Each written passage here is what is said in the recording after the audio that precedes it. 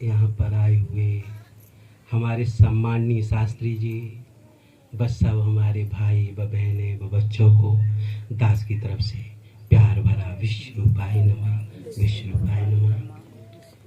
आप सब महापुरुष हैं जिनका प्यार प्रभु परमात्मा के चरणों में होता है, वो साधारण नहीं होते हैं, वो सब भक्त हैं। आज सब आप भक्त बैठे हैं।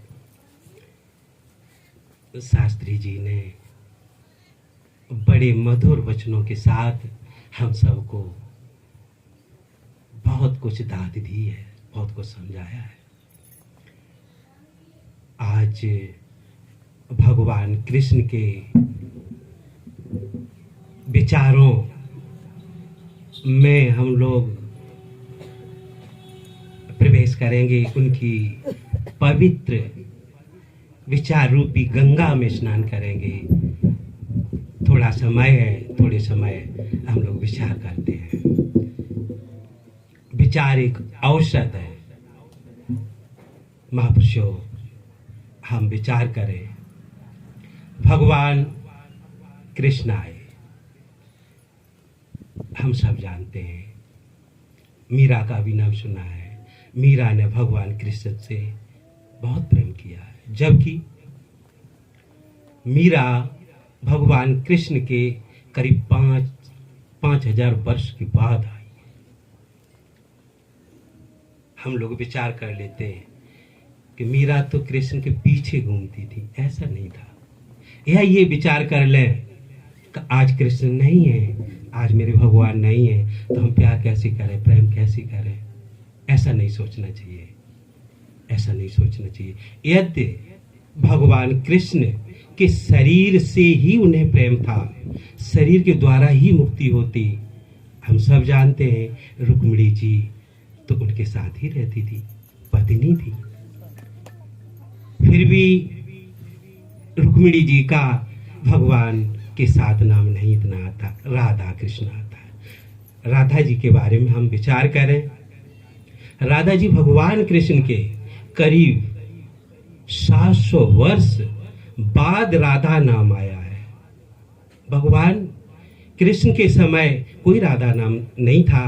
भगवान कृष्ण के समय जो पुरानी किताबें लिखी हुई हैं उनमें कहीं राधा नाम नहीं आया। एक सखी का नाम आया, सखियों का नाम आया। एक कोई ऐसी सखी थी जो भगवान कृष्ण के साथ छाया बन के रहती थी, ऐसी सखी थी।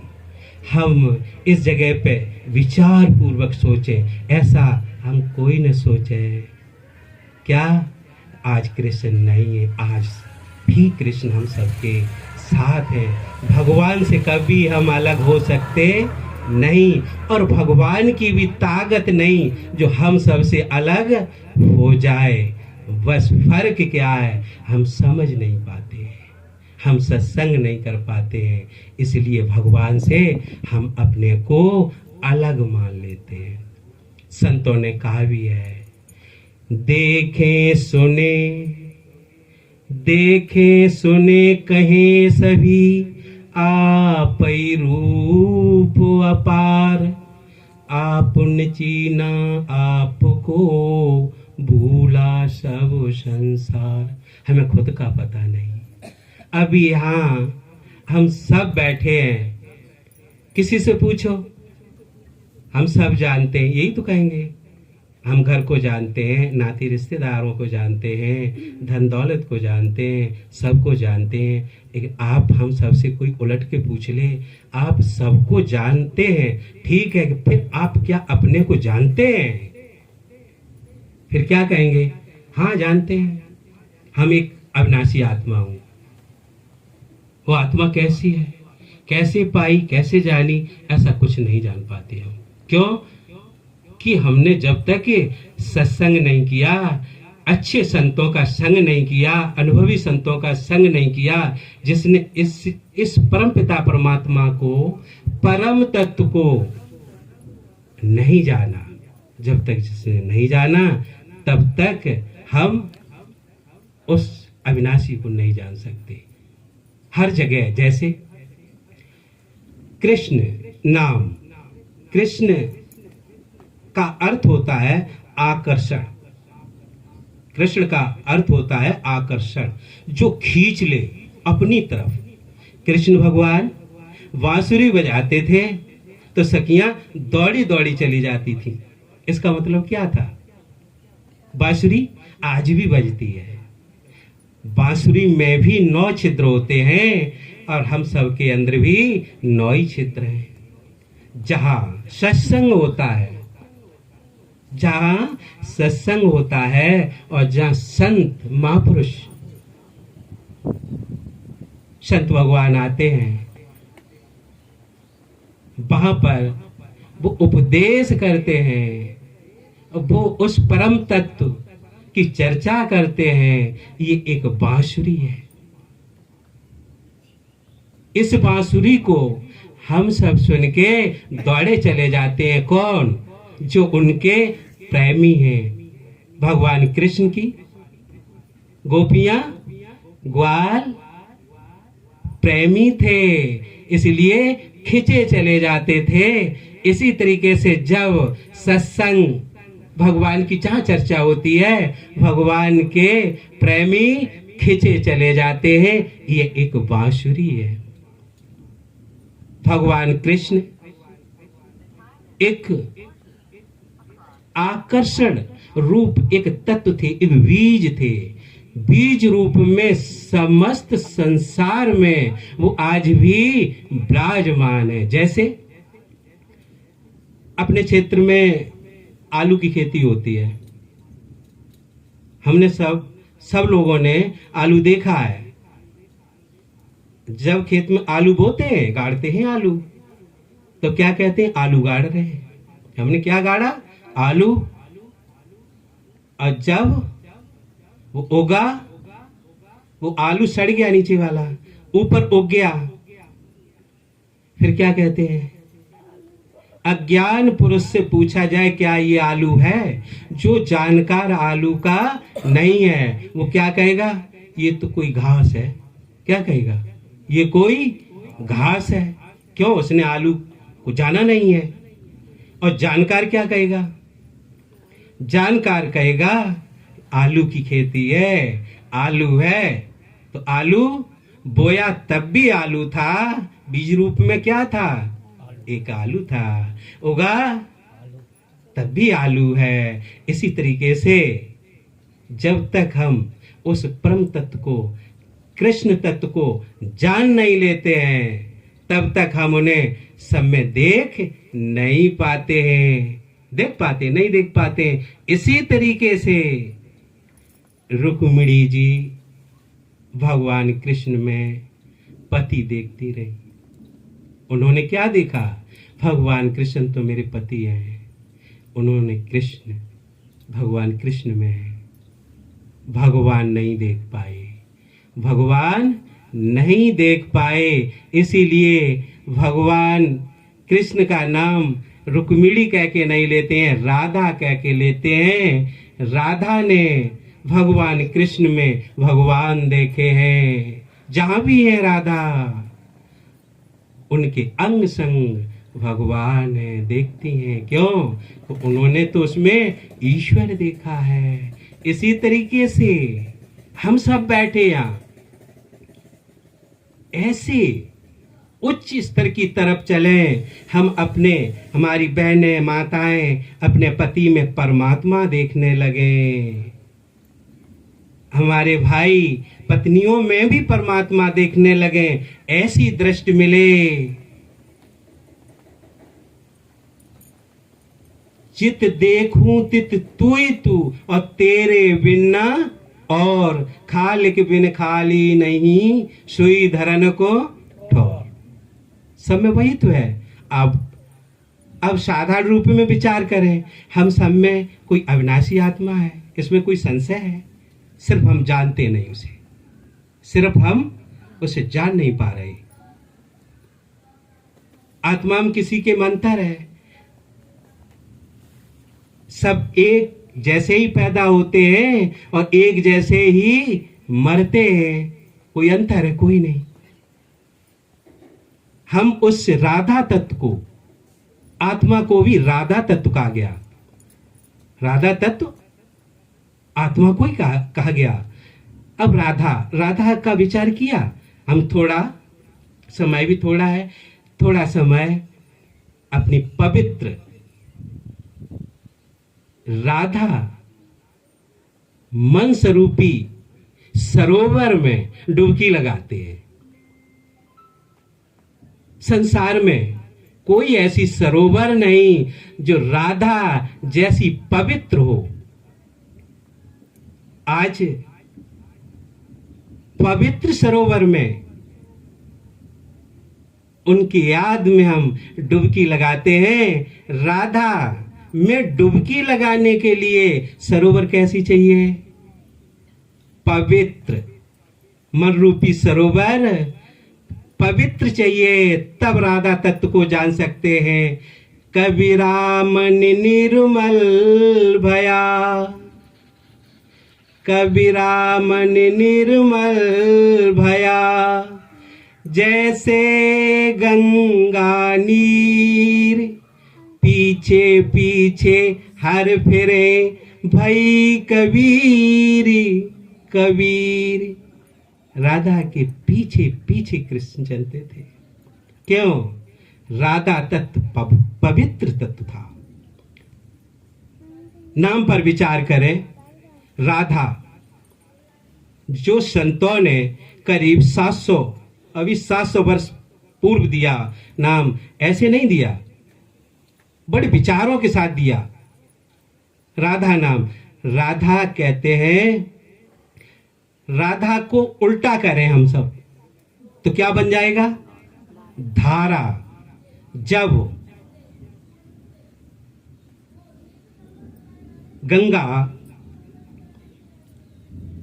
गंगा बाहर की तरफ बहती है, जब बाहर की तरफ दूर की तरफ जाती है तो धारा होती है। जैसे आंखों से जब हम संसार को देखते हैं, संसार की तरफ बहते हैं, तब एक धारा है। जब कानों से संसार को सुनते हैं, संसार के बारे में हम विचार करते हैं, तो एक धारा है। जैसे गंगा कहां से निकली? गंगोत्री से। गंगोत्री से जब धारा बनके निकलती गंगा, तो उसे क्या कहते हैं? धारा। मूल केंद्र से छूट गई। आंखों से जो देखा मूल केंद्र से अलग होने लगा, छूटने लगा।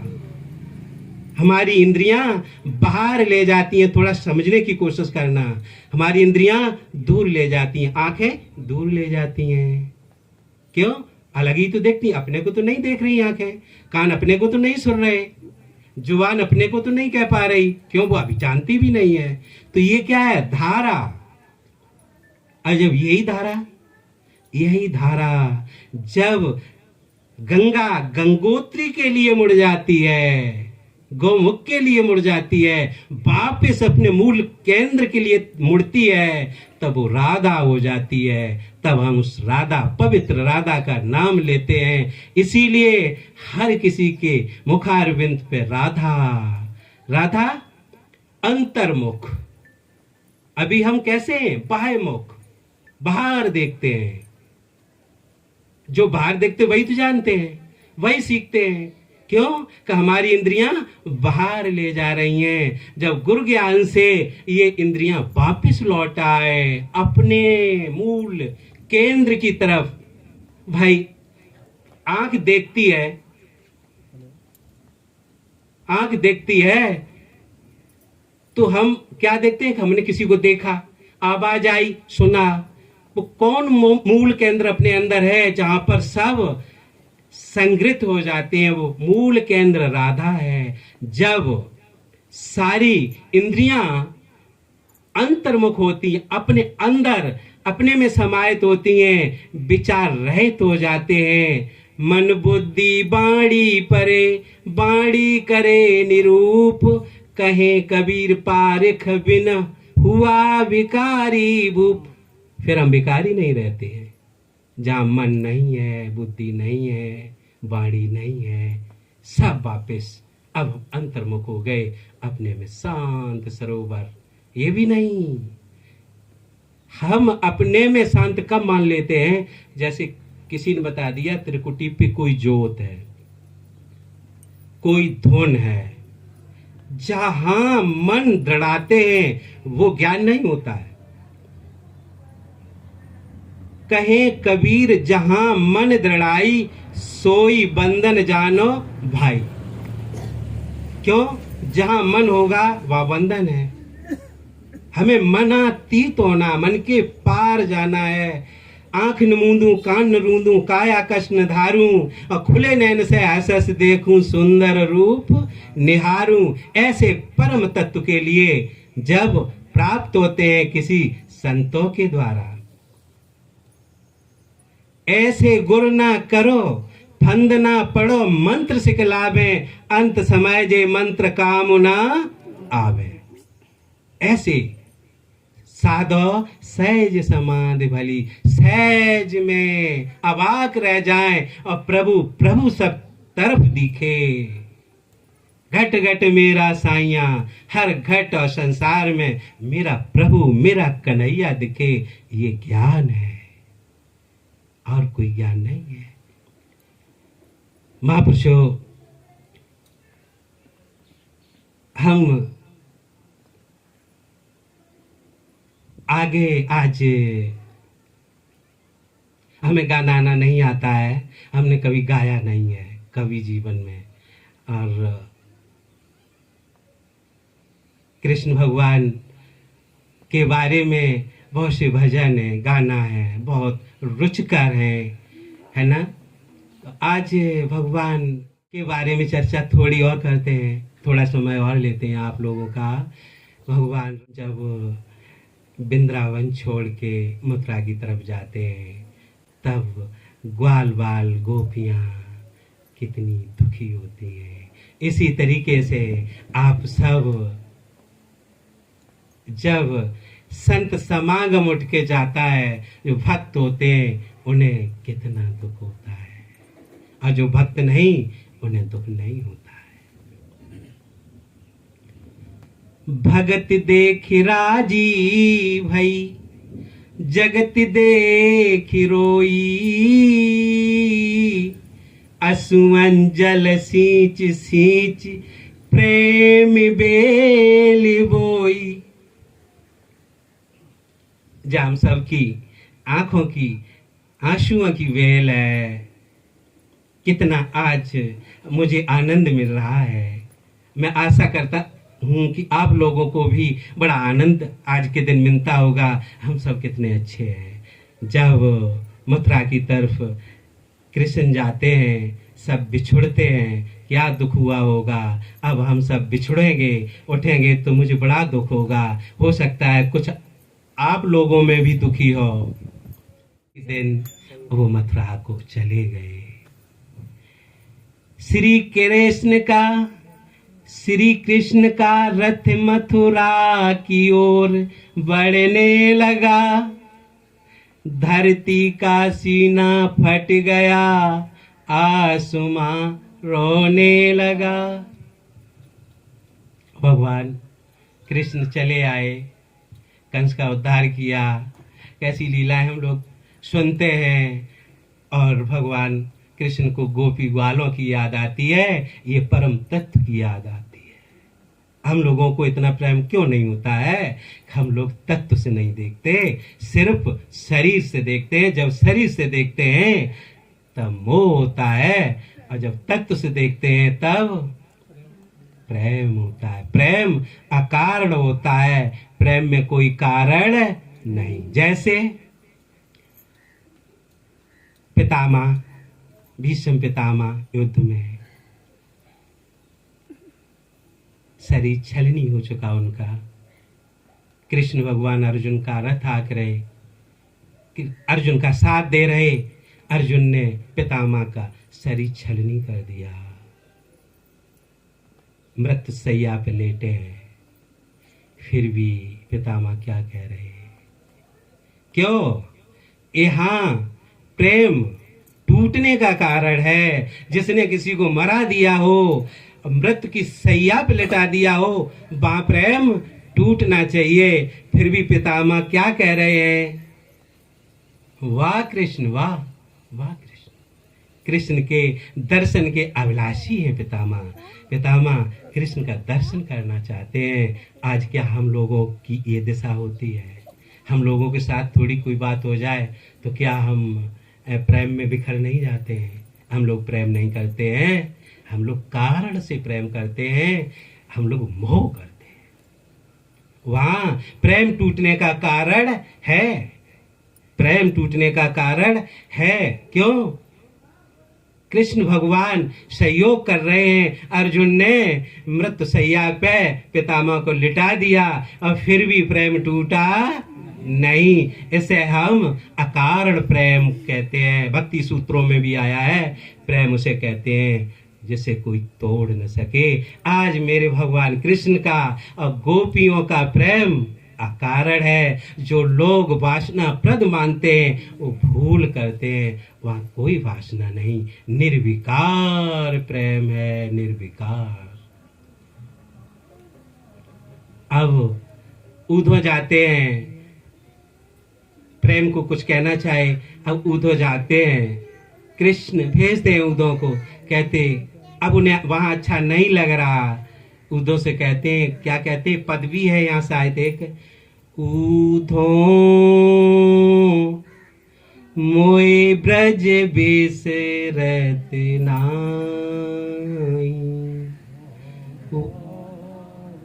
मोए ब्रज बिसरत नाई, हंस सुता की सुंदर कगारी, हंस सुता की सुंदर कगारी, और कुंजन की छाए, ऊधो मोए ब्रज बिसरत नाय। हे उद्धव, मुझे ब्रज की याद आती है, गोपियों की याद आती है, सखाओं की याद आती है। हंस सुता की, हंस सुता की सुंदर कगरी या कगारी, हंस हंस सुता यहाँ यमुना को कह रहे हैं। हंस सुता यमुना की सुंदर कगारी किनारा। हे उद्धव, उस यमुना की सुंदरता और कुंजन की छां, वृक्षों की लताओं की जो सुंदर छाया हमसे बिसरती नहीं है, हमसे भूली नहीं जाती है। कहते हैं